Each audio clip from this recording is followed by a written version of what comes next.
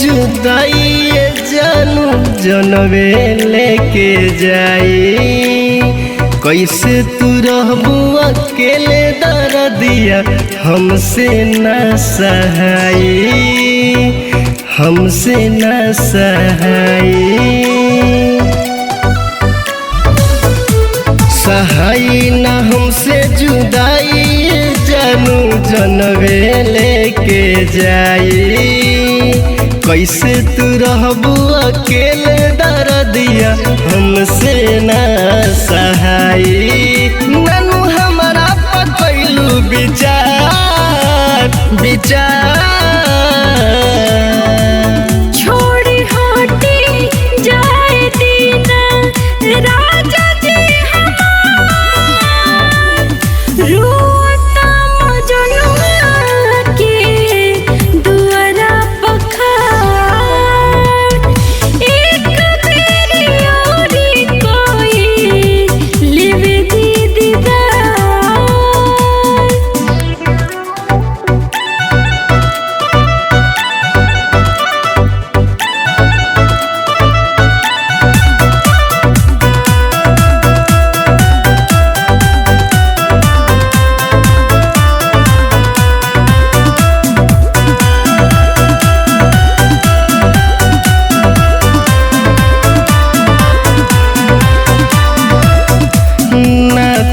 तू दिल के मिल के तोड़ चललू, बीचे सफर पे साथ छोड़ चललू। हे जानू काहे नहीं बुझत दिल के बात हो।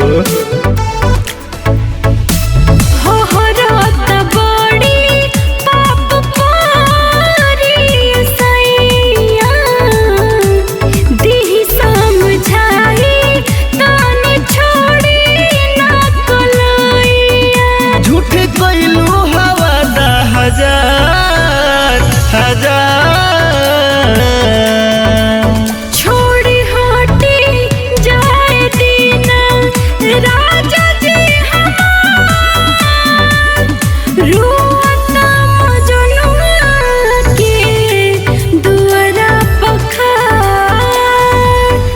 एक बेरी औरी कोई लेवे दी दीदार।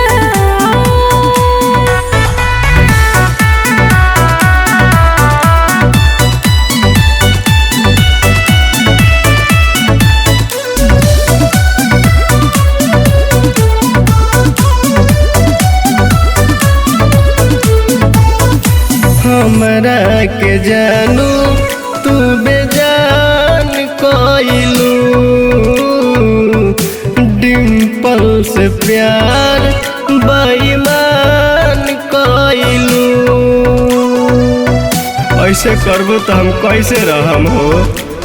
अरे यार बिकी बेदर्द सजनवा, जाए देहि नाता गोलू दे देहि जनवा। होके जइबू तू जिंदगी अन्हार अन्हार।